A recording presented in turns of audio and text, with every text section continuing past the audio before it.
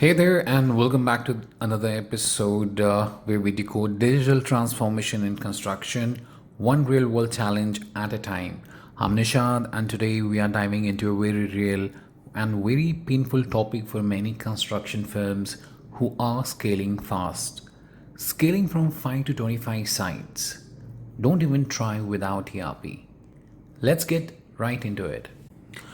So imagine this, you're running 5 construction sites, things are under control, project managers are sending daily updates, materials are being tracked manually, and approvals are mostly done through WhatsApp or email.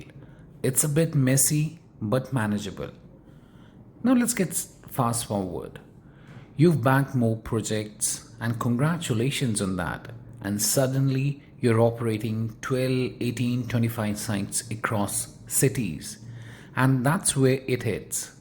Your site teams are calling at odd hours, materials are delayed, you don't know which site is running behind. You're basically firefighting and not managing. And you realize your systems, they were not built to scale.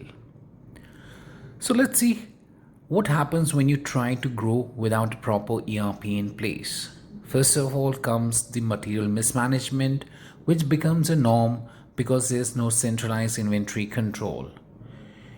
You have issues with POs that are late, overbuy for some sites, and understocks for others.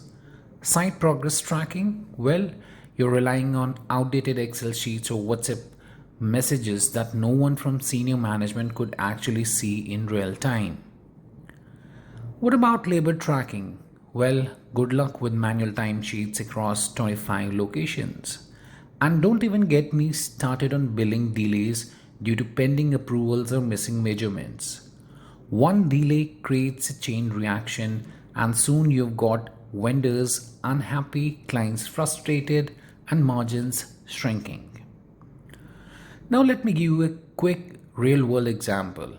A mid sized builder in Noida, NCR was managing 6 projects. Then, in just 18 months, they scaled up to 20 sites. But their old methods stuck.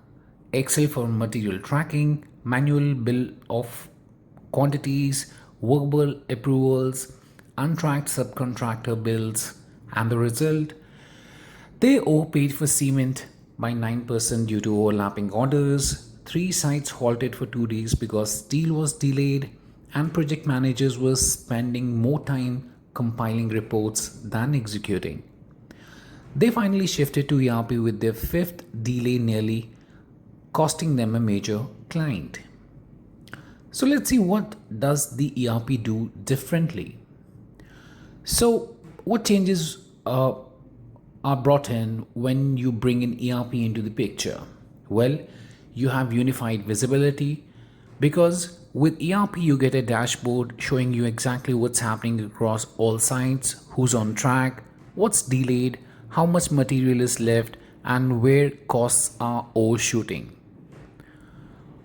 Then, if you talk about the material planning, there are no more blind spots for the procurement because the ERP looks at BOQs, compares it with a labeled stock, suggests what needs to be transferred from one site to another before fresh purchase.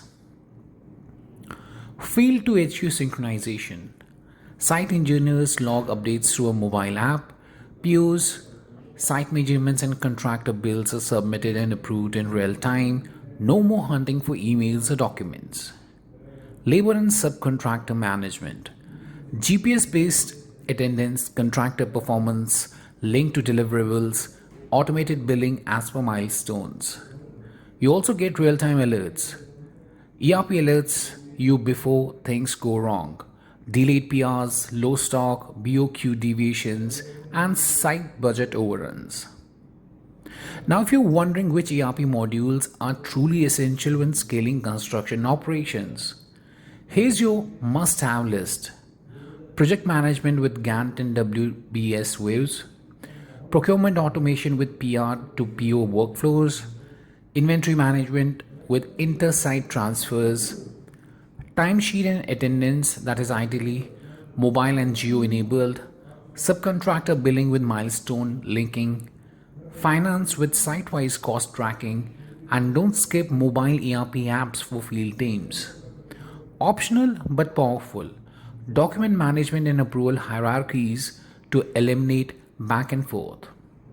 Now, what challenges can you expect during the ERP adoption?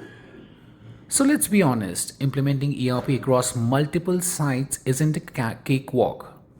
Here's what you will face: change resistance from site staff, especially those who use to make use of basically the paper logs, data migration pain because cleaning up those messy Excel sheets is a task, connectivity issues because not every site has great internet, process standardization, getting every PM to follow a unified workflow. But trust me, these are short term pains because once it clicks, your entire operation moves like a well oiled machine.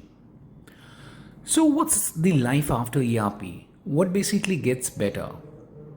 And what's the payoff? Let's look at what changes once ERP is fully functional. Basically, you stop overspending on materials, you're able to spot project delays before they become disasters, you're able to get help on the subcontractor payments, which are basically accurate and milestone based.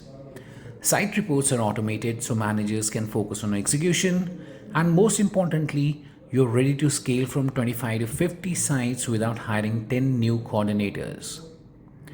So, lastly, I would say that scaling from 5 to 25 construction sites isn't just about growing, it's about growing smart. And without ERP, it's like trying to manage a city from a paper map in the Google Maps era. So, if you're thinking of expanding in 2025 and beyond, don't wait for things to break. Digitize early. ERP isn't a cost, it's basically your growth enabler. So, if you're looking and if you want to explore what ERP could look like for your construction business, you can drop us a mail at sales@apagen.com. And until next time, keep building smart and keep scaling wisely.